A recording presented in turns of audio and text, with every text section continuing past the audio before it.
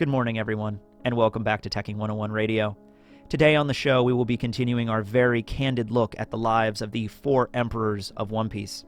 It's of course a very impressive thing to be considered an emperor at all. However, the Yonko really go above and beyond to showcase their larger-than-life personalities and their influence on the Grand Line. In the first part, we took a look at the emperors Whitebeard, Big Mom, and Kaido, each displaying their title in a different way. Whitebeard through familial bonds, Kaido through strength and power, and Big Mom through her love of wedding cake, which was truly legendary. We will be finishing up this series today with the remaining emperors, ending us out with the newest emperor, Monkey D. Luffy. However, I can think of no man to start this video than, of course, the legendary and the mysterious Marshall D. Teach, also known as Blackbeard. Blackbeard's story begins at the humble age of... Okay, I'm going to stop there. Just like, can you imagine if I just did the whole video like that? It's just like NPR teching, which, you know, there's a radio station that I listen to in my car that just automatically sets to it for some reason, and it's a radio station on classical music, and it's the host of that show is very much like that. So yeah, I could do that. I could be an NPR radio host about One Piece. Sure. Okay. So hey everybody, yeah, welcome back. Today we're going to be finishing up the Emperor series because apparently, even though it's the 4 emperors, it's actually the 7 emperors, and there's a lot of stuff to say about them, as it were. I did not even plan this because that first video was not planned. This was not planned to be 2 parts. This was planned to be one thing. But just by happenchance, because I'm going from the oldest Yonko to the youngest, in the first video we covered all of the oldest Yonko who are also the previous generation. So Whitebeard, Kaido, and Big Mom are no longer emperors. And in this video, also just by happenchance, we're going to be covering the current emperors, Blackbeard, Shanks, Buggy, and Luffy. So it worked out great. But anyway, yes, we're going to begin this off. We're going to continue right where we left off with Blackbeard, age 40, Marshall D. Teach. I want to correct myself from the last video. So his historical real name was either Edward Teach or Edward Thatch, depending on the exact spelling. It's the same thing with Henry Avery, who's the historical king of the pirates. Sometimes his name is spelled Avery with an A. Sometimes it's spelled like Every with an E. So it's like one of those kind of things, also translating from like that type of English into modern English. But no, his historical real name would have been Edward Teach or Edward Thatch. So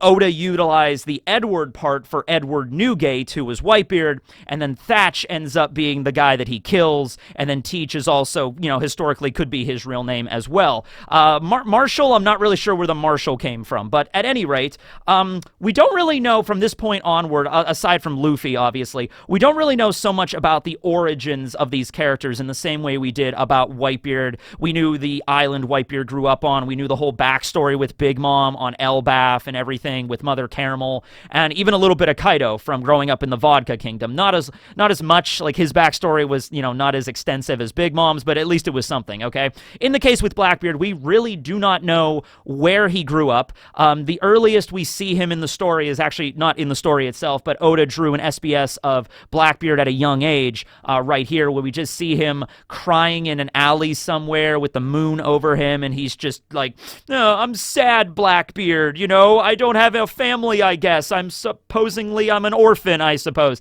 Now, there are a lot of connections between Blackbeard and Roxy Xebec, okay? The most notable one being that the flagship of Blackbeard for his admiral fleet as a Yonko, because he is an admiral right now, that is what his official title is, not a marine admiral, but a pirate admiral, which I don't know, pirate admiral sounds more badass, honestly, but the flagship's name is the Saber of Xebec, okay? And I think we actually knew about the name of the flagship before Rox was even mentioned in the story. Rox was not mentioned until Reverie, and since then, the connections between him and Blackbeard have been piling up quite a bit. So there's a lot of theories abound about this, as you would imagine, one of which being that Rox is Blackbeard's biological father.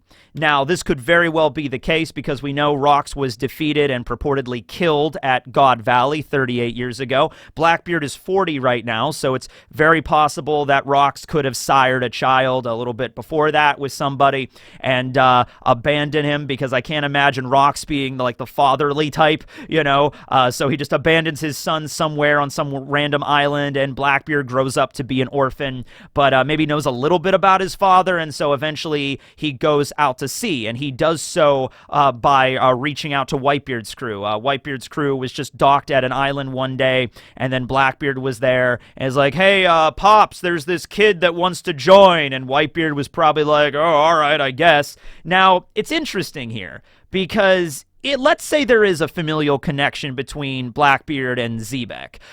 They might be father and son, they might be uncle and nephew, or, you know, something of that. I'm not really sure how that's going to go down. But if there was some familial connection, I wonder if Whitebeard ever found out about that, if that was the reason he felt like obligated to take on Blackbeard onto his crew. I don't think that was the case, because just the way that Whitebeard was, it's more of a story of Whitebeard will take pity on any orphan, because he basically grew up on Sphinx as an orphan with a bunch of, like, everybody was an orphan on Sphinx pretty much. Everybody's parents were dead. So it was like, okay, there's this kid that's in town and he has nowhere else to go.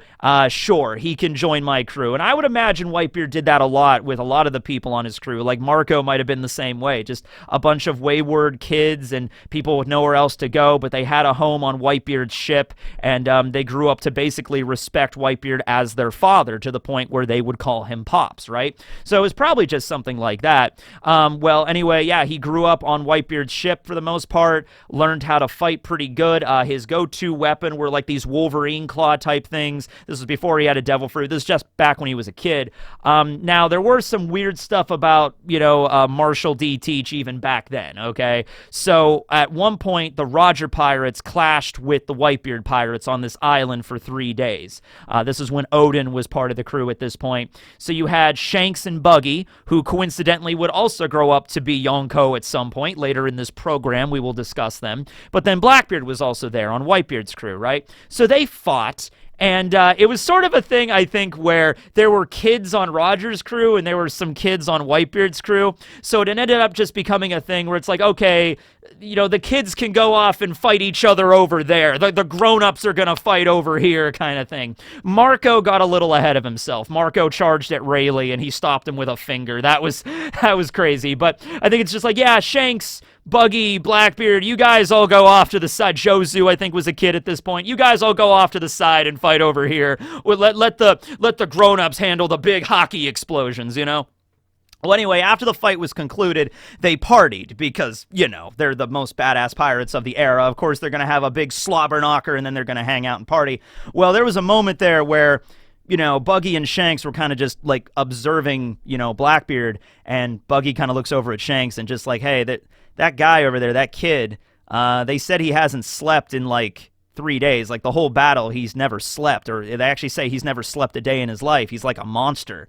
And Shanks is like, wow, he never slept a day in his life? Wow, he must get so much stuff done, right? So even then, it was sort of like implied there's something up with Blackbeard, you know, just nothing devil fruit related, probably nothing really hockey related, maybe, but it's just something else. Now, the prevailing theories so far, and it takes shape in a bunch of different forms, but the basic idea is Blackbeard has like multiple souls in him. Now, that could either be because of a devil fruit power like the Cerberus theory, or it could be, I don't really go with the Cerberus theory anymore. That kind of fell off by the wayside, but I like the idea that he has more than one soul in his body somehow. And so that explains why he doesn't need to sleep. It also explains how throughout the story he's made certain decisions that some seem very Machiavellian and very brilliant, and others seem really short-sighted and stupid. Well, maybe it's not the same guy. Or possibly it might not have anything to do with, like, souls, because souls do exist in One Piece. That was already pretty much confirmed by Brook.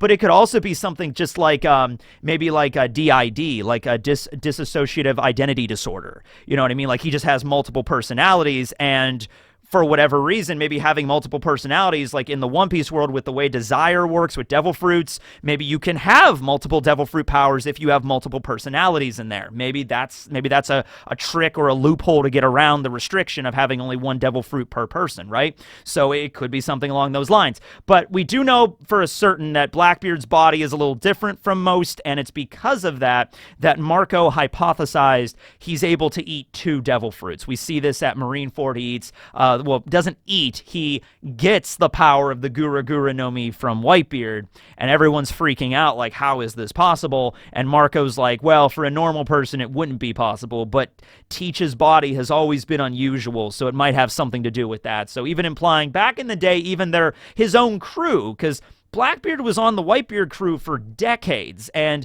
even when he was playing the part of just being a jovial companion and even fighting alongside them and everything like that, even his own crew like Marco, Jozu, Vista, and everybody were kind of like, there's something creepy with this guy, you know what I mean? There's something off about him that's unusual. It's maybe nothing related to devil fruits or hockey, because that would be well known to the Whitebeard crew at that point. This is something different, you know what I mean? But, you know, that's all conjecture because we just don't know about that yet. Now, a couple of other things before we really get into the big moment with Blackbeard killing Thatch, and that's more in the present storyline. That's like right before the present, like right before Luffy leaves Fuchsia Village is kind of when that happens. But there was a battle at one point between Blackbeard and Shanks, and this happened a lot older. You know, they were, I think, like in their 20s at this point. We don't know the exact date, but that was the battle where Shanks got his scar.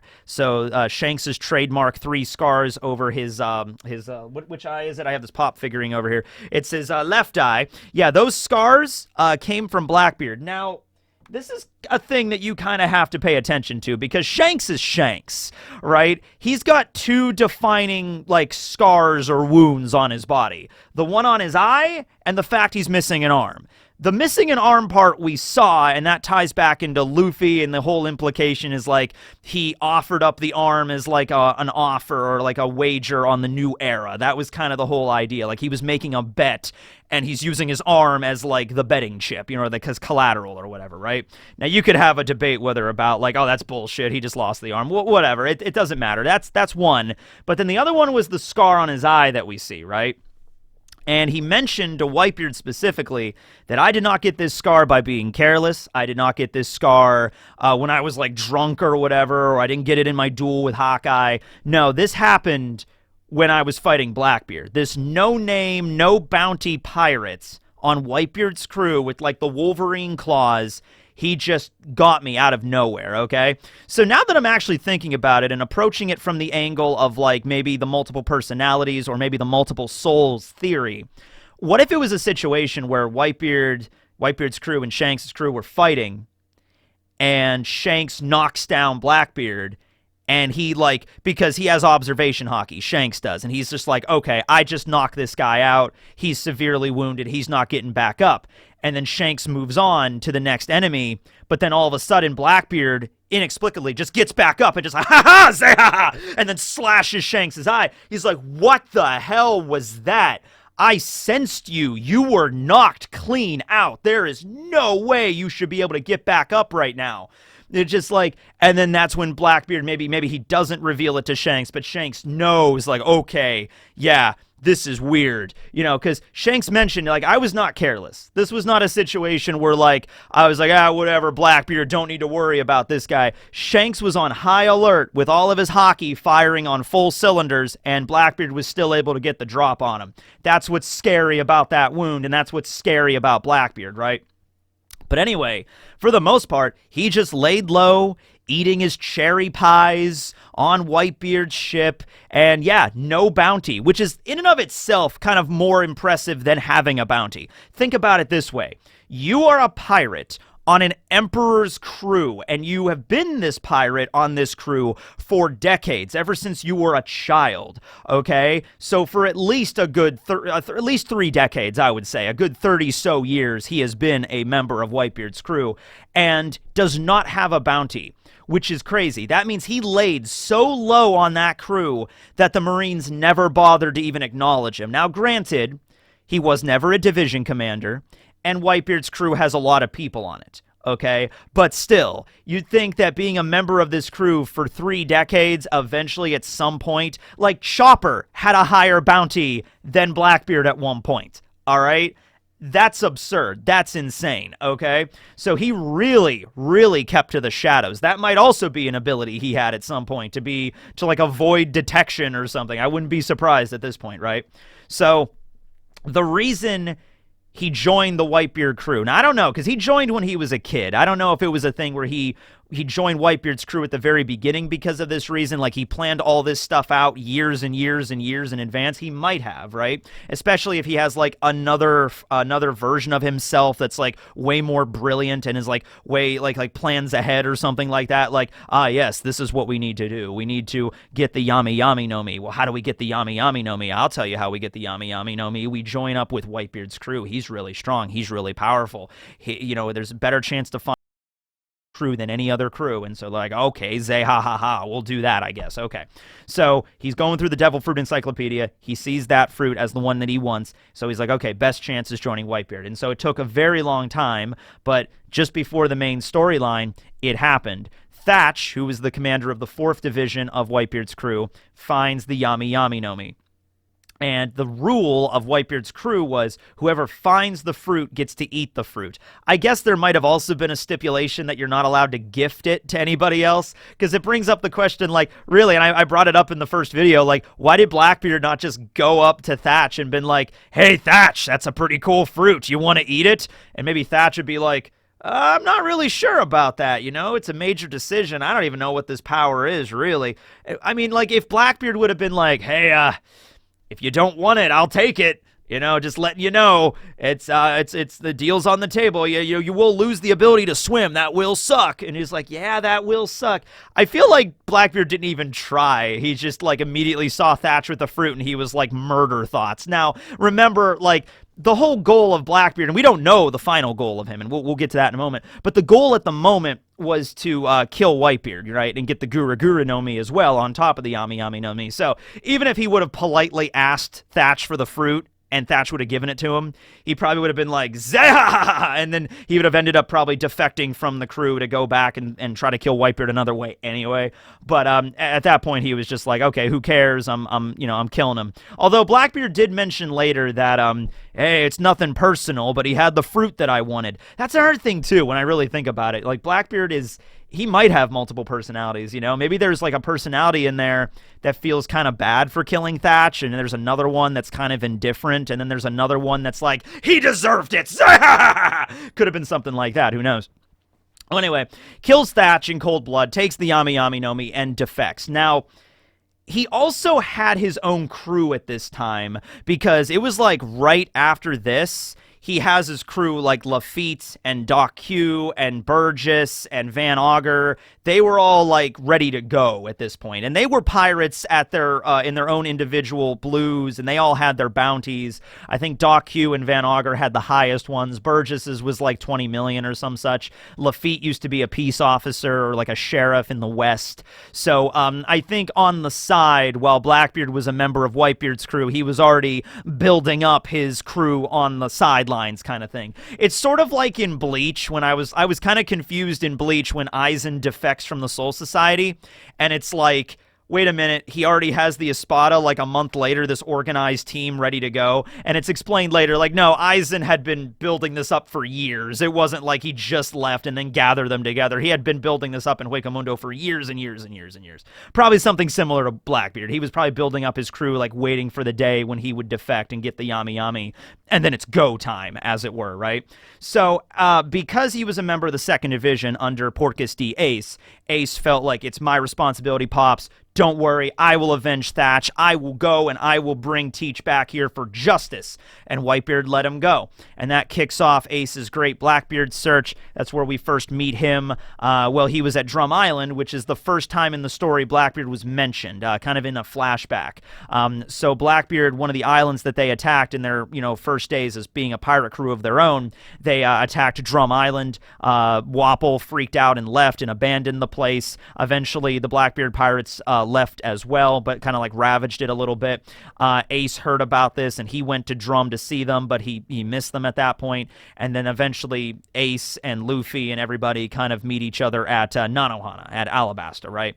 So Ace hangs out with Luffy for a bit, then continues his great Blackbeard search in a cover story, so you can read that. That's a pretty interesting one. And this continues, and Blackbeard, the first proper time we meet him is actually the Straw Hats meet him first at Jaya. And so we see him there, and Oda is very clever with the way he introduced him, because he is in a lot of ways the like, I'm evil, I will suck you into my darkness. He's very much like that. But the first time we meet him, Oda goes out of his way to show like parallels between him and Luffy, where they're at Terry's bar on Jaya at Mocktown, and Luffy's eating a meal, and Blackbeard's like, this sucks. And then Blackbeard's eating the cherry pie, and he's like, this is great. And Luffy's like, it sucks, you know? So it's in one way they're similar in the way they act, but they like different things. So that's basically like they both have the will of D. There are similarities between Luffy and Blackbeard. They're there. It's very obvious, okay? But it's a completely different direction that they want to go. But this is also really showcased when he has his speech of dreams will never die, you know? And there's that moment there on Jaya.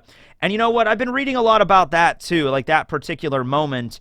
Or I think he's like the era where pirates' dreams will never die, or the dreams themselves will never end, kind of a thing like that. And you know, you might think that was something that Luffy himself would have agreed with, because Luffy's all about dreams, and we just had the episode in the anime about Luffy telling his dream to his crew, and he wants to be king of the pirates and all that kind of stuff. But Luffy's response when Blackbeard was like, the dreams will never die, Luffy doesn't like, yeah, that's right, I agree with that. No, Luffy kind of looks at him just like, and then just walks away, right? Now, there was some other high, intense stuff going on at the same time there with, like, Bellamy and everything like that. But I've been reading some stuff, and people have thought that, like, well, because Blackbeard is talking about dreams never ending, Luffy's dream, his perspective might be like, well, a dream that never ends is kind of pointless. Because in the last episode of the anime, and in the chapter Luffy's Dream, Luffy specifically says, that is what I want at the end of my dream. So I think that might be the difference there. The difference of Luffy being like, no, dreams never ending, that doesn't sound good. That doesn't sound fun. A dream needs to have an endpoint.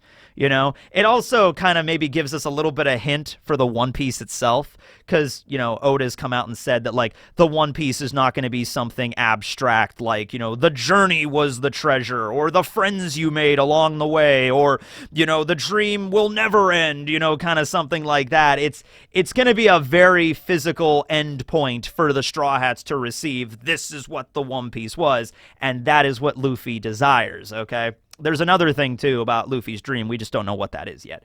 So now let's go into that. Let's talk a little bit about Blackbeard's dreams and his motivations, because we don't really know about it, honestly. Like, what can you tell me what the final ultimate goal of Blackbeard is?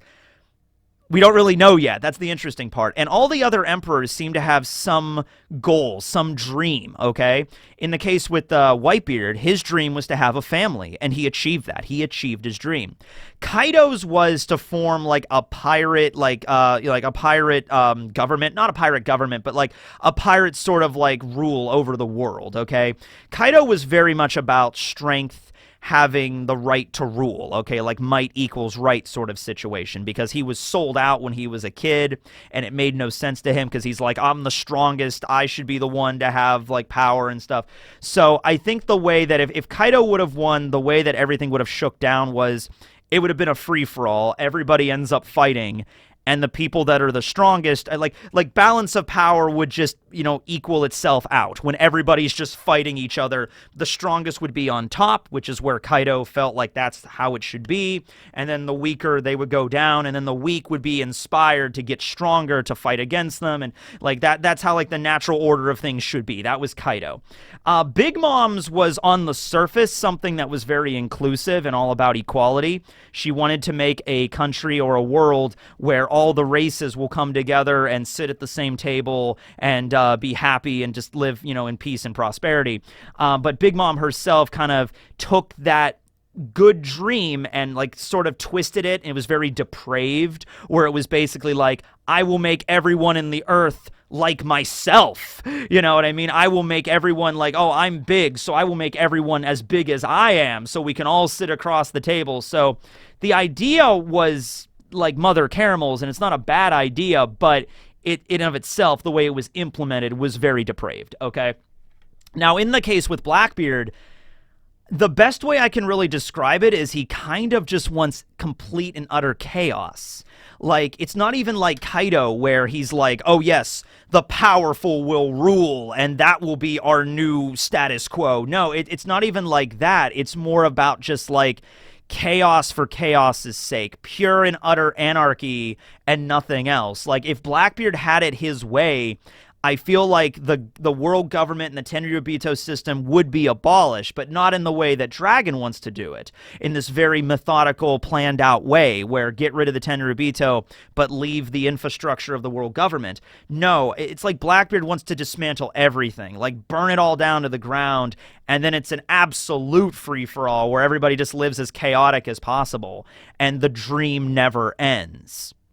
There's that, okay? And it's just, that's the way it continues, sort of a way.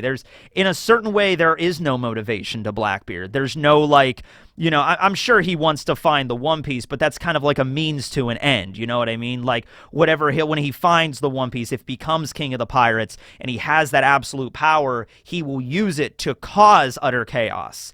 And then it'll just be that, and that is the end goal. An era where pirates rule and burn and pillage and slaughter at will, and dreams never die, I guess. And you can kind of look at that and like, oh, this is the world that I envision. Like, Blackbeard looks at that, or it just might just be like, it sounds like fun, so let's do it. It might be that. I don't think Blackbeard's thinking too much about this, really. He's just kind of here to just kind of turn the world upside down just for the sake of it. No altruistic goal. Like, Dragon and the revolutionaries want the world to be for the people, to be better. Blackbeard just wants, like, let's flip it upside down and see what happens. Oh man, this is crazy. That's kind of Blackbeard's deal there, right?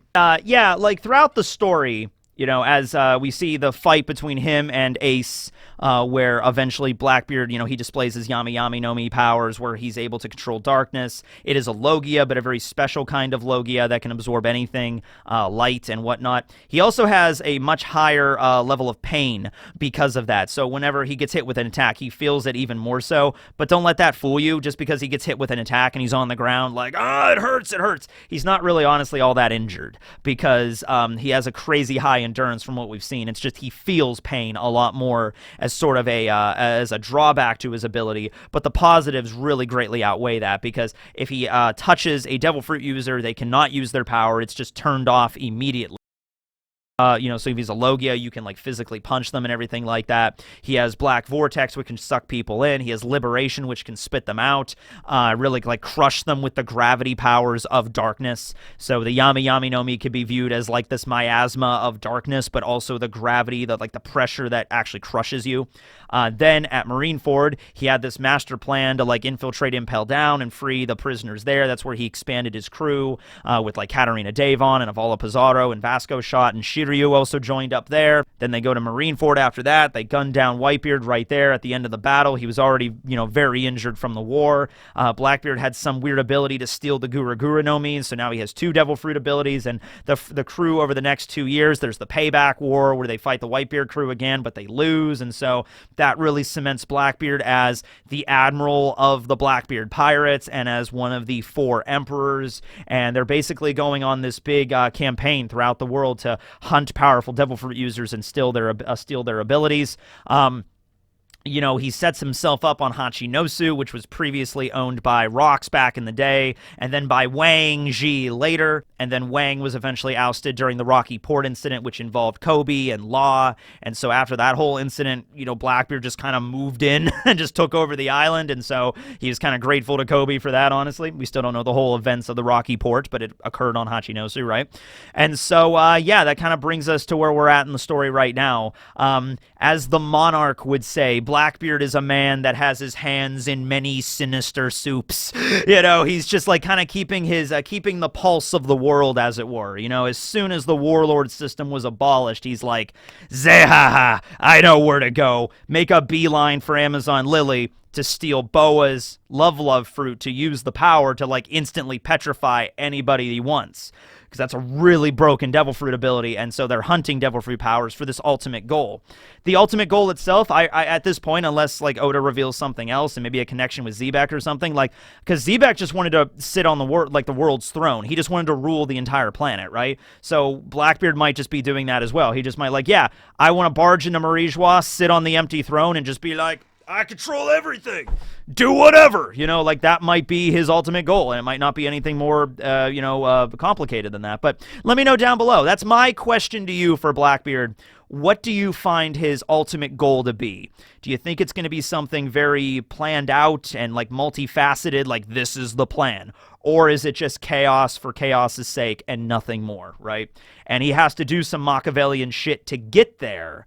Like with the whole plan of bringing in Ace and then, becoming a warlord and then, going to Marineford and like Impel Down and then stealing the devil fruit and everything like that. Like he has to be practical with a lot of these and very tactical and everything. But then after he gets the power, he's just go crazy. It might be something like that. But anyway, yeah, that was Marshall D. Teach, and hope to see more of him because he's probably pretty much right now like the main villain of the story. But yeah, so moving on, the next youngest Yonko is actually a tie, but we're just going to go with Shanks first. Shanks and Buggy are both 39 years old. They're the same age, okay? Now, with Shanks, we even kind of have less about his backstory that we know about, but we're finally learning more about Shanks in the story, okay? So that's good. Moving into the final saga, we're getting a little bit more about him. So, Shanks, from what we understand, and this isn't even 100% confirmed, but we can kind of piece the puzzle together. He is the son of one of the God's Knights, Saint Garling Figarland of Marijois. All right.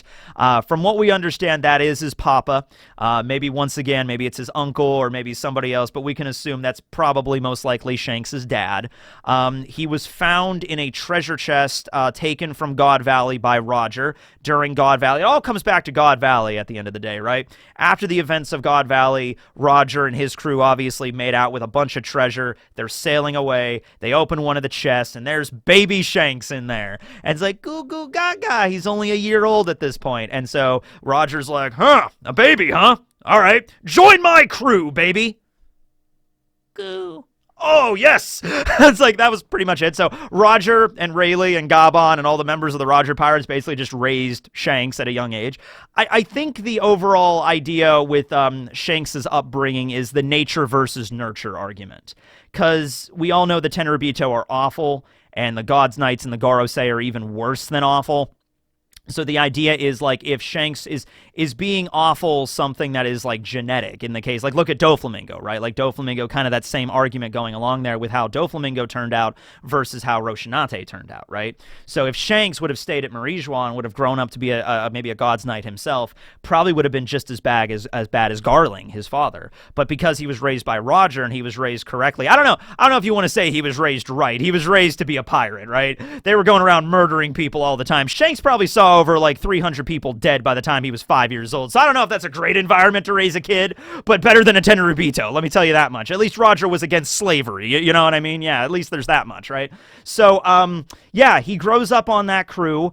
And he even mentions later, like, oh, my hometown is in the West Blue, but he was a baby when he left God Valley, which was in the West, so it's technically true, but maybe he went back there later, maybe he knows where it is, or maybe, like, it got wiped off the map, but maybe he actually does know where it is, or maybe Roger or somebody told him about it later, like, oh, there's some sake from the place that you were born, or whatever, or maybe Shanks, maybe there was another island in the West that he claimed as his homeland, and the sea is kind of like, oh, that sea is my homeland.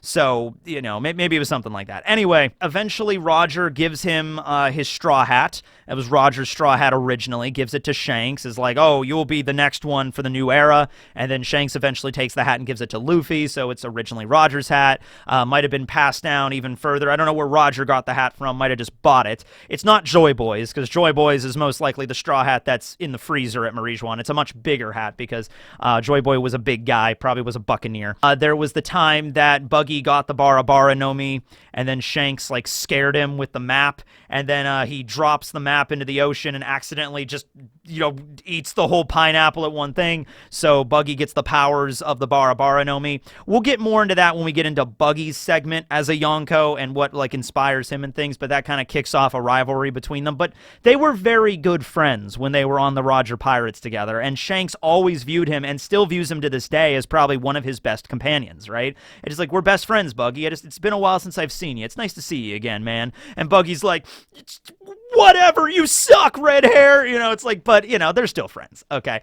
But Buggy feels a little bit more betrayal about it from a reason we're going to get to later. So, hey, they clashed with the Whitebeard pirates on the regular as well as with Shiki. You got to imagine that. And the entire time this is going on, Shanks is, I'm sure, scared. There's a great line during Whitebeard's funeral as they're walking away, because Shanks helped, recover the bodies and bring it to the proper burial site with Marco and the rest of the pirates and everything. As Shanks is leaving the island, he's reminiscing about Captain Roger, and he was like, he's thinking about Luffy crying at the loss of his brother, and he's saying, Luffy, not crying does not make a man, like, better.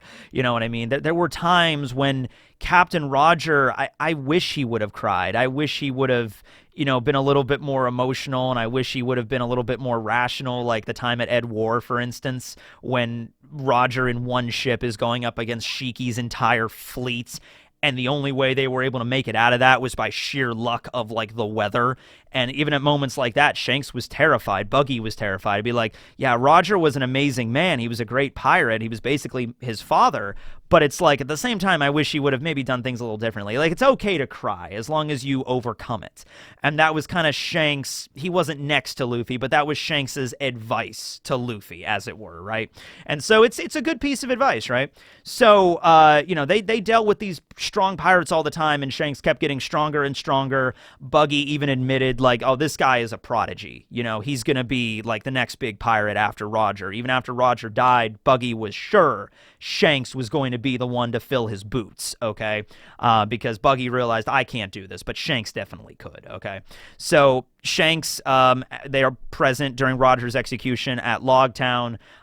He does not go and make a bid for the One Piece right away, as it were. He could have gotten a crew together, because at this point, Shanks would have been around like 14, 15 years old, not far off from Luffy's age when he left Fuchsia. So he could have waited like a year or two, gathered a crew together, and went right after the One Piece, just like Luffy did. But Shanks decided to stay behind and get stronger. So he hung out in the East for a few years, like about a decade or so, and he gathered together his crew, Lucky Roo, Yasopp, Ben Beckman as his first mate. They all came from separate blues, though, so I'm not really sure how exactly that worked out, because I know Ben Beckman was from the North, Yasopp was from the East, obviously, Lucky Roo, I think, was from the South. So the idea that, like, they all got together, but they didn't really go at the Grand Line yet, that was kind of a little strange. This was also at the time, by the way, he started clashing with Mihawk. Mihawk and Shanks had this rivalry. They're fighting constantly. And so eventually, after Shanks loses his arm, Mihawk decides, like, oh, you're not worth fighting anymore. But we need to see that duel with Shanks and Mihawk. Apparently, according to Whitebeard, it was something that was, like, godly. It's just like they'd be yapping about it till the end of time if people saw that battle. So I would imagine that war, that it was basically a war of two people. And, like, the Emperor rings in the sky, and, like, you're clashing, and the earth is shaking. Like, all four elements are converging in avatar form to watch this fight. Been wild to see. But that happens. There's also the battle at one point where Shanks, gets the scar over his eye from Blackbeard that we mentioned. Eventually, he makes his way to Fuchsia Village. Oh, by the way, also might have a daughter. Might have a daughter. I think Uta is canon because she does show up in one panel in the manga. But the events of Film Red, that's all non-canon. I think probably what they're going to do with Uta is the story of Shanks finding her in a treasure chest. So I swear to God, if we find one more baby in a treasure chest in this story, Oda has some answers he needs to give us, okay? It's just like, why? Why does this keep happening? But anyway, yeah, they find Uta in a treasure chest as well, as per, like, the backstory of Film Red. And she grows up on the Red Hair crew and becomes their musician. I think in the manga continuity, it's just going to be Uta died at a young age. She probably died. She might have died before they ever reached Fuchsia, so maybe Luffy never got a chance to meet her. Uta's still going to be part of Shanks's memories and his life, but like the events of the movie, like where she was left on that island, Elgia, and that all things happens with that, and that Gordon and the music and top music, that doesn't happen. But like they had her on the crew for a while, and they all like cherished her, and that she was a musician and she sang songs, and then something happened and she died, and like Shanks was never the same after that, something along those lines, right? But eventually he docks his boat at Fuchsia, and for about a year, they kind of use Fuchsia Village as their base of operations. Like Makino's bar and Whoop Slap and everybody seems to get along with them because Shanks is a cool pirate. He meets Luffy there. Luffy also consumes the Gamu Gamu no Mi because of Shanks' crew bringing it back. Shanks eventually gives Luffy his straw hat, the whole thing with Higama losing the arm as like a bet on the new era. He's like looking at Luffy and he's like, man, you sound exactly like Captain Roger. You know what? I'll give you this hat, and then you can be the next king of the pirates. Give that back to me when you become a great pirate. All right, and so that's the kickoff of the entire story. And after that, Shanks pretty much disappears. That's all chapter 1 stuff, you know, with Shanks and Luffy. Yeah, so Shanks just disappears for like a good chunk of it. Well, we see him every now and then. We see him pop in when Luffy gets his first bounty. Mihawk gives him, and he's like, oh, check it out, guys. Luffy's 30 million. Let's all party. You know, that's fun. He goes to have that meeting with Whitebeard at one point of just like, I need you to stop Ace, Whitebeard. It's not going to end well. You know, we have that scene. We have the shot a little later at Marineford, probably the most, so far in the story, unless you include what just happened at Elbaf, that was the most important thing Shanks did in like the canon of the present storyline. You know, after giving Luffy the hat, like in the present story, Shanks showing up to stop an entire war and just blocking Akainu's shot and just being like, hey, if you guys still want to fight, we'll be your opponents. And the Marines are like, yeah, no, we're good. Yeah, no, we're good, red hair. We're fine. We're okay. We don't have to keep doing this. And he's like, that's what I thought. His sword is called Griffin. He does not have a devil fruit because he's Shanks and doesn't need one. He has Conqueror's Hockey out the ass. Like, literally, Shanks can, like, fart, and there's enough Conqueror's Hockey there to, like, knock out an entire metropolitan area. You know what I mean? So he doesn't need a devil fruit. Why would he, right? He's got the Shanks no me. That's his devil fruit, right? He's got a bounty of over 4 billion. I mean, like, really, Shanks is just, he's the one that's like, you got Blackbeard going after Chaos, you got Buggy that's just there somehow, and you got Luffy who's the main character. But, like, the idea that eventually Luffy and Shanks are going to have a battle, maybe even a Davy back, I would really like that. I would really like that one final moment where it's like, I need to prove to you I'm a great pirate somehow. And then Shanks needs to see it with his own eyes. And then after that, you have the whole thing with the hats. And maybe Luffy keeps the hat. Maybe Shanks gets it back. Or maybe they, you know, Luffy keeps it and passes it down to somebody else later. Maybe something like that. Who knows? But he stops the war at Marineford. He has the funeral with Whitebeard and Ace. And then Marco's also there and everything like that. Let's see. He attends a wedding at some point. That happens over the time skip in like the Decks of the World kind of thing. Whose wedding? I don't know, but he attends a wedding somewhere. Let's see. He visits Marie Joie at some point. Either that or it's his twin brother, which could be a thing because, you know, if his father is Saint Garling. Although it could also probably make more sense that it is actually Shanks because it's like, yeah, my father was a God's Knight or is still a God Knight or is the Supreme Commander of the God Knight. Maybe that makes sense that he could get a meeting with the Gorosei and stuff like that. He wants to discuss a certain pirate. Was he discussing Luffy? Was he discussing Blackbeard? Was he discussing Buggy? Who knows? Actually, it would be crazy if Shanks was playing the long game here and he was like, I need to talk to you about a certain pirate. This Buggy D clown, he's going to change the world someday. He's really dangerous. And then they're like, okay. And then maybe Shanks was gaming it like, okay, if the Emperors, if Kaido and Big Mom, you know, fall, and if it's just Buggy, Luffy, Shanks, and Blackbeard, maybe Shanks is thinking like, okay, I can manipulate Buggy, or I don't have to worry about Buggy. Luffy is an ally with me. So now I can focus all my attentions on Blackbeard because he couldn't do that before. You know what I mean? Shanks could not like go after Blackbeard when Kaido and Big Mom were also emperors because if Shanks went after Blackbeard, then Kaido and Big Mom might take advantage of that and kind of like flank him or something like that and fight on Blackbeard's side. It's not good. But now Shanks might be able to forge an alliance with the Cross Guild, with Buggy, because Mihawk's also part of that, and Shanks and Mihawk know each other. So maybe like, okay, I could forge an alliance with Buggy and then work together, and I don't have to worry about Luffy, because Luffy's off doing his own thing, and then, boom, directly take out Blackbeard and his crew. Shanks and the Cross Guild teaming up. Mihawk might go for that. Buggy might begrudgingly go for that. Crocodile, not too sure, but we'll see if that is the direction that we're going here, okay?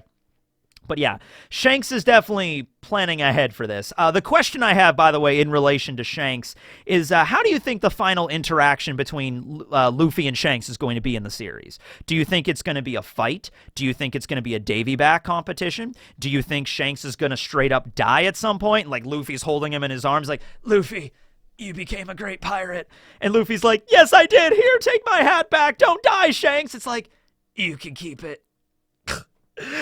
And then could it be something like that? So that's my question to you for that. Let's see here. He reads the newspaper a lot. We see him reading the paper a lot. Like, good job, Luffy. You became the 5th emperor. Well, there's a discount on fridges over at the Home Depot of One Piece. I should probably check that out later. What's going on? Oh, Vegapunk made a new thing. Oh, that's neat. He reads the paper. He reads the paper. He gets drunk a lot. He's a bit of an alcoholic, if we're being honest, Shanks. The thing is, though, even, being an alcoholic, he could still kick your ass, 8 ways to Sunday. Speaking of that, let's talk about the moment, like the last big thing he did in the story. So he has connections with Elbaf, from what we know of. Is Elbaf a territory of his? Probably. Or he could just, be a place where he hangs out and chills and drinks at the bar a lot. But we see him there palling around with all the giants and also palling around with his crews, his ally crews. And a lot of the ally crews are really relatively weak. They are crews that you would not expect a Yonko to be allied with, let alone they are crews you wouldn't even expect to see in the Grand Line or in the New World, considering how dangerous it is. But Shanks is a cool dude, and he's just like, hey, you guys want to be pirates, but you're too afraid of, the New World being too powerful. Sail under my banner. That way, you'll still be able to enjoy your life as pirates, and you'll be protected.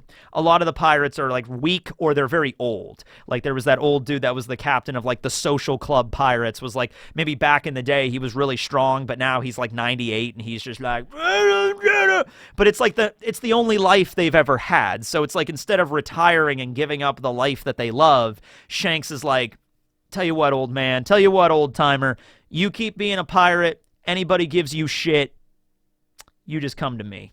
You know what I mean? So Shanks is a cool dude. He's letting other people continue their lives with him protecting them. Okay, so that's a cool guy. And then, of course, Kid shows up, and he begins to, like, ravage the entire island. He takes out his rail gun, and he's about to shoot all the pirate crews down. Shanks senses that because he's also got future sight. Shanks can see the future. Because he's Shanks, and that's the Shanks know me. It's amazing all the different abilities that Devil Fruit gives you. Anyway, Shanks takes the Kamusari, which is a technique that Roger utilized with his trusty sword Griffin, his Saijo Awazumono. One swing slices right through that railgun, slices Kid down, somehow takes out Killer along the way, and then Dory and Broggy use a combo attack to sink the Victoria Punk. So Kid's crew is utterly devastated at this point in the story, and that was the last really badass thing that Shanks did. So, if that's how we're kicking off the final saga, you could kind of see where we're going to go from there, right? Okay. But anyway, yeah, that's Shanks, man. Going to be probably the one of the Yonko, out of all of the Yonko we have discussed, probably the one that we know the least about. Because Buggy's been in the story a lot more than this. Luffy's obviously the main character. Blackbeard we've seen more from. And, yeah, the other Yonko we mentioned in the first part, yeah. So Shanks is probably the shortest out of all of these. But Oda does a great job of building, like, hype for him. You know what I mean? It's like, Oda's almost like, listen, guys. We're going to see it at some point. We're going to see Shanks go balls to the wall, full power against Blackbeard or some enemy at some point, and it's going to be a battle for the ages. We might see the flashback with Mihawk and Shanks at some point, and that's going to be badass. We have to see that. Like, we really do. So we at least got 2 badass scenes with Shanks guaranteed. We got the fight with Mihawk that we're probably going to see in flashback, and we got him going full power against Blackbeard, which has to happen. Now, Shanks might die there, but at least we see the fight. It's going to be a cool fight. You know, it's not just going to be Blackbeard's going to one-shot Shanks. It'll be a cool fight. but Shanks might not make it out of that alive. But of course he will, because he's Shanks. All right, moving on now to the next Yonko. We have Buggy, who's also age 39. Buggy D. Clown. You know, we say that as a joke, but wouldn't it be funny if it actually turned out to be true? He really did have the will of D the whole time.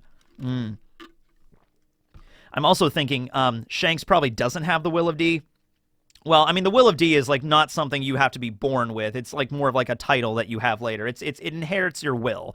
Like, I don't think it's the inherited will from like Joy Boy. I don't think Odin had the will of D in his name, but he still had the will of D, you know? So in that case, Shanks does have it. But as in the case with Buggy, we even know a little bit less about his origin. Maybe he was found in a treasure chest as well. I wouldn't be surprised. But he was born somewhere on the Grand Line and eventually ended up joining Roger's crew.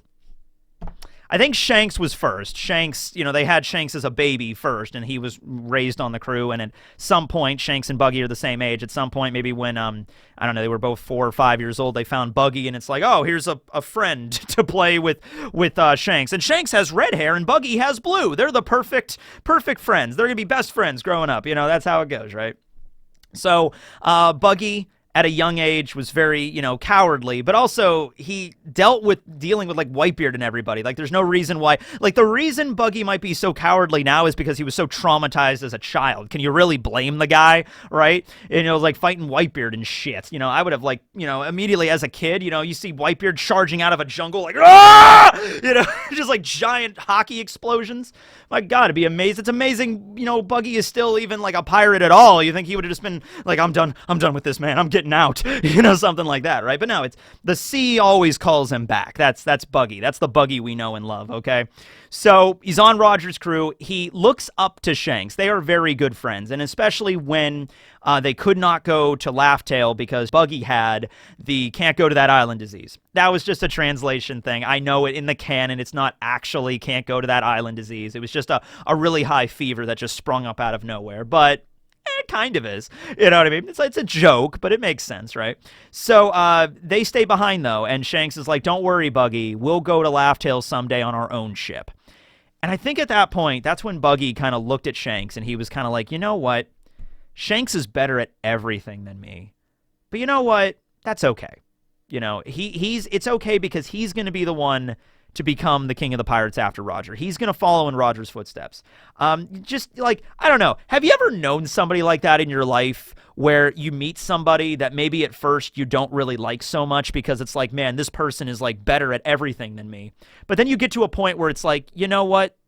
He's a cool dude, though. He's cool. That's fine. It's okay that he's better at everything than me, because he's a good person. You know what I mean? It's just like, it's not like he's good at everything and he treats me like shit. Shanks is better at everything than Buggy, but he treats him like a best friend because he is. You know, it's kind of like that kind of situation. Now, the point of betrayal that Buggy speaks about in the more recent chapters of One Piece, you know, to the Cross Guild and everything, is that after Roger was executed, he assumed that Shanks they were going to go after the One Piece. They were going to go into the Grand Line and go right back at it, right? But Shanks kind of went up to Buggy and was like, well, I'm not going to do that. I was like, what do you mean you're not going to do that? He's like, that's what Roger would have wanted. It's like, you're his heir, as it were. You know what I mean? Like, you are the one that's going to fill Roger's boots. If anybody could do it, it's you, Shanks. It's always been you. I can't do it, but you can. And Shanks is like, yeah, I get that, but I'm going to go and get my own crew and you know, get stronger first, and then eventually we're going to go back into the Grand Line. Now, at the point this is happening, at the point this conversation is happening at Roger's execution, Shanks and Buggy are like teenagers. They're like 14, 15 years old. Shanks does not end up going to the Grand Line until he's like 28. You know, that was like the age when he left Fuchsia Village, right? 27 or 28, something like that. And then he doesn't become a Yonko until like, it was 6 years before the start of the series. So he's 39 right now. So he doesn't become a Yonko until he's 33. So Shanks is really playing the long game here. So that's like a good decade or so that, you know, he's basically asking Buggy to wait to go after the One Piece again. And he does offer Buggy to join his crew. He's like, I'm going to make my own crew and get strong and then go after the One Piece when we're good and ready. Buggy, you can join us. And Buggy's like, screw you! Because it's like, you have betrayed me. I thought we were going to go right after the One Piece. You promised. And you're deciding to just, like, Buggy probably interpreted it like you're running off scared. You're running off hiding somewhere in the east. I don't want, I don't want this, right? And so he charges off, he storms off. And Buggy eventually starts up his own crew, the Buggy Pirates. You got Moji and Richie, you got Kabaji, you got eventually Alvida. And he just becomes a big fish in a small pond sort of thing, where Buggy has seen some shit. He has fought the Whitebeard pirates, okay, and Shiki, and all these other really strong pirates of the era. He was on the King of the Pirates crew.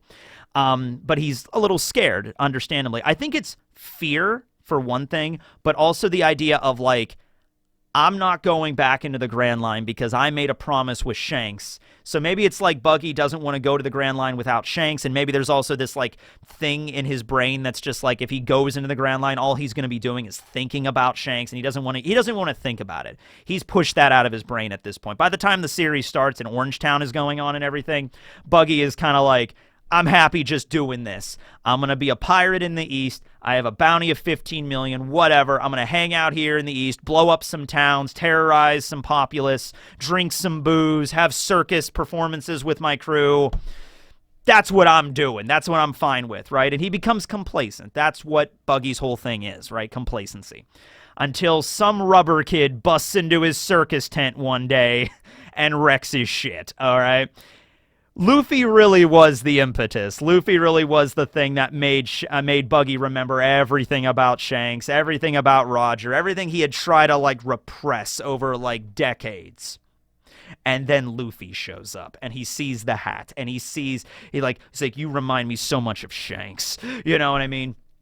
And then after that event, after he gets separated from his crew, and we get the first cover series of One Piece ever, the Buggy's like, Buggy trying to find his crew and everything, getting his body back. After all that occurs, and he meets Alvida, and Alvida joins, it's just like, okay, that Straw Hat Kid is dead.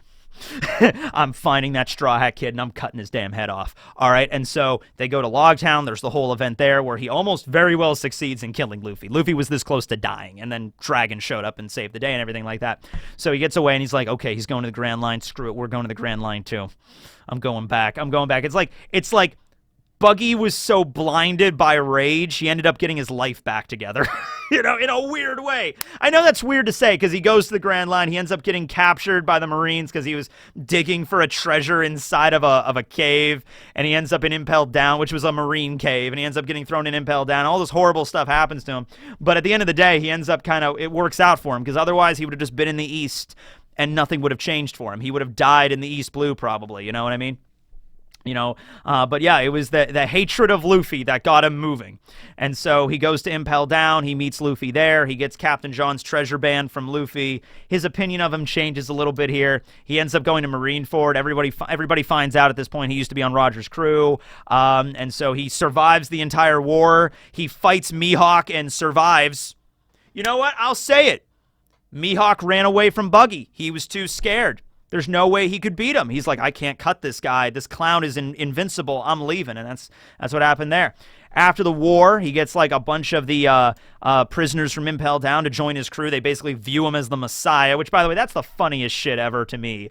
Like the idea that like these people are like praising Buggy is like they're more in a cult than a pirate crew at that point. And Buggy's like, I will part the seas, and like the gates of justice open up. It's like, he's like, Captain Buggy will follow you to the end of the earth. It's like, yeah, I love that scene.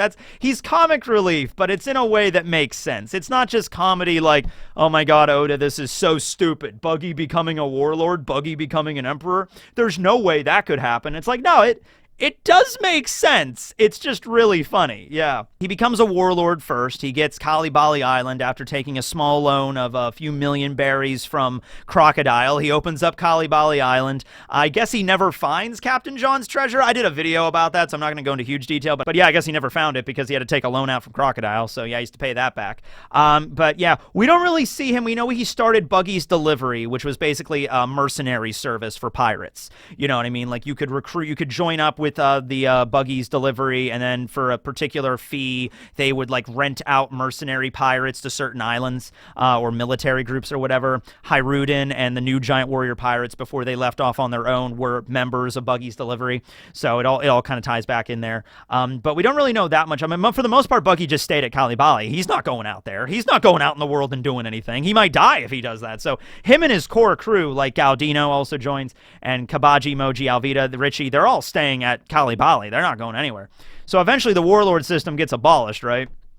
And then it's like, okay, at this point now we have to figure out what to do, because the Marines are at our doorsteps. And then that's when Mihawk and Crocodile showed up, and they defeated all of the Marines, and Mr. One Dazbone was there, and it's like, okay, I'm calling in the debt. And Buggy's like, okay, well, here's the thing. Fun story. I'm actually kind of broke, but I do have this whole island and a bunch of my crew, and we have a printing press. We could do something with that, maybe.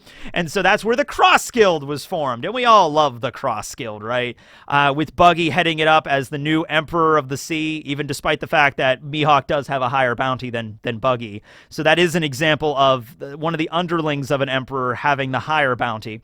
Now, like, from the eyes of the government and the world, it's Buggy that's the mastermind. Obviously, Luffy and everybody that knows Buggy personally are like, no, there's just no way. There's no way this could have happened. This guy's an idiot. You know what I mean? There's no way Crocodile's taking orders from him. But the thing is, and this is something that really is, if you view Buggy as just a comedic relief character and nothing more, there was a scene recently in the manga that really does showcase all of that. It was, part of that was talking about Shanks and the betrayal and everything.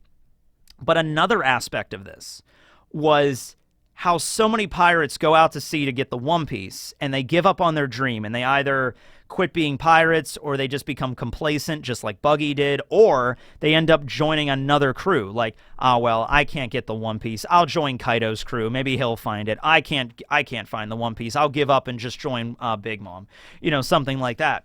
Buggy is the sort of one that reignites that light, that spark in all of the pirates' souls. The One Piece is attainable. We can go get it. You know, Roger said, if you want my treasure, you can have it. Whitebeard said, the One Piece is real. And Buggy is saying, we can get the One Piece. And it was like, yes, Captain Buggy. Oh, please reignite the spark, the torch in my heart. You know, it's like something like that. And so Crocodile and Mihawk aren't really happy about this, because that really riles everybody up. But they're like, okay. And I think, here's the thing. I think, maybe not Mihawk, but I think Crocodile, that also hits home for him. Because the same thing with Crocodile. He went out to sea to be king of the pirates, and he got his ass kicked by Whitebeard. And then he became complacent as a mob boss out in the first half of Paradise or whatever. And so even he is like, that stupid clown. Now, Crocodile's the kind of guy, like, if you make him feel feelings, he'll kill you. So Buggy takes some hits after this, but the whole idea is still there, right? So Buggy is heading up the Cross Guild right now. He's got a loyal crew. He's got Mihawk and Crocodile that aren't super loyal, but they're strong, and that's something. So maybe Shanks will try to recruit the Cross Guild or try to work together. Like I said, I think I want to see Shanks and Buggy have one moment where they kind of rectify everything and they work together. They maybe even fight together at some point. Maybe they have some combination moves back in the day that they could dust off or something. Seeing Shanks with Mihawk, that would be something like, red hair, you want to join an alliance? Well, I suppose so. Wait, hold on. Let me ask the Emperor. Okay, he says yes. You know, it's like, yeah. But now Crocodile, on the other hand, Crocodile doesn't really have a lot of relationship with Shanks, so maybe Crocodile would be like, we can use him or something. But it might very well happen where Shanks might team up with the Cross Guild to go after Blackbeard because he's that much of a threat. You know what I mean? But that's Buggy, and yeah, his ultimate goal and dream, I think, is to reunite with Shanks and find the One Piece together. That is their goal. Oh, and as for the question with Buggy, how strong do you think Buggy could be if he actively worked at it? Like, if he didn't go off on his own in the East, if he joined Shanks' crew, he worked hard. I made a video about this, too, a few years ago. But if he really tried, do you think Buggy could have earned that 3 billion bounty? If he really tried, do you think he'd be strong enough? Okay, how about this? How about this as a question? This is a better question, a more specific kind of question. If Buggy trained really hard throughout his whole life, so at age 39 right now, he had a whole life of training with his devil fruit and hockey, who do you think he could have defeated? Do you think he would be Raw Bellucci level? Do you think he'd be Shanks level? Do you think he'd be Katakuri level? King level? Let me know about that. That's a good question. But all right, so those are the Yonko, and now we're entering kind of more or less an epilogue of this video. I hate to just gloss over Luffy at the end, but, like, he's Luffy. The entire manga, this entire shelf behind me is his story. I can't really, you know... Okay, you know what? Luffy's life abridged really quick. He's born, eats a fruit, gets a hat, punches a bunch of things, becomes emperor. There you go. There's the story of One Piece in less than 5 seconds. There you go. But, makes a bunch of friends, too. Probably should have included that. Anyway, do you think Luffy deserves the title of emperor? That's the question. I'm just opening it up with that. Because a lot of people are like, no, I don't care that he has the title. I don't care that he's on the cover pages. I don't care that Oda considers him an emperor. I don't care that the world considers him an emperor. There are still people that are 100% with Raw Bellucci. Not my emperor. No, I didn't vote for him. And it's just like, I do not acknowledge Luffy as an emperor. Not happening. You know, so there's still people that follow that. So let me know down in the comments below if you consider him an emperor and why.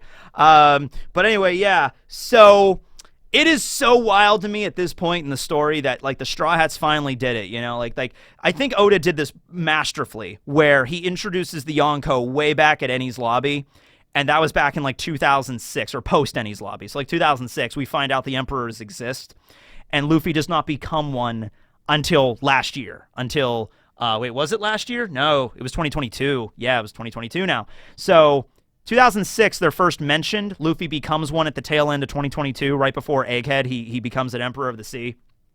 Dude, that is 16 years of hype of, like, Luffy's eventually going to reach that level, and he finally did. And it's so surreal now to think that like, Luffy is a straight-up Emperor. I think right now they also have, like, Luffy understands, like, the title and the status they have, and so I think there's, like, a little bit of a change of pace, the way that they view themselves as a pirate crew. If not Luffy, like, Zoro definitely feels that. Sanji and Jinbei definitely feel that. Like, there's a little bit more gravitas now than there ever was before.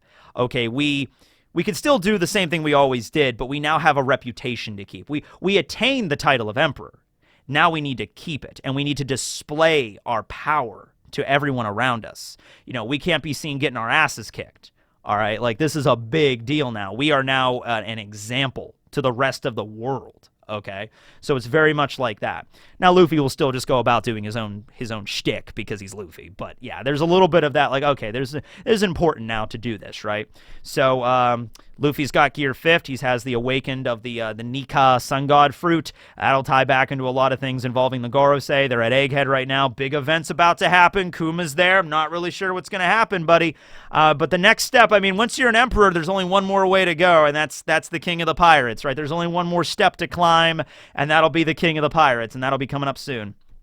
But yes, that's Luffy. Like I said, I mean, like, it's Luffy. There's also so many other videos I've made about this, right? Luffy becoming an emperor. And he also just became an emperor, like, you know, like a couple weeks ago in the context of the One Piece story. He's not been an emperor very long. The Egghead arc is really their first moment where they're showing off their emperor status. Because remember, taking out Kaido at Wano, punching him into the hole into a volcano, that was the thing that made him an emperor. Now Luffy needs to prove to the world he's deserving of that title of emperor. That's a cool way to end it out. Okay. Well, anyway, yeah. That's the 4 Emperor series, kind of remastered for 2024. Hope you guys enjoy. This has been another long one. If I would have done this as one video, this would have been over 3 hours easy. But anyway, thanks for watching. This will be Teching 101 signing out, everybody. Look forward to reading all of your answers to the questions below. To recap those, what is Blackbeard's ultimate goal? With the case of Shanks, how is the interaction with Shanks and the Straw Hats going to end at the end of the story?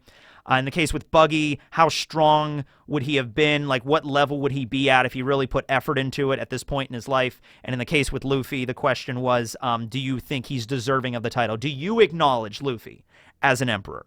Regardless of what anybody else says, regardless of what the rest of the internet says or what Oda says, how do you acknowledge Luffy as an emperor. And with that, I wish you all a good day. This will be Teching 101 signing off from Teching 101 Radio. Have a good evening, everyone.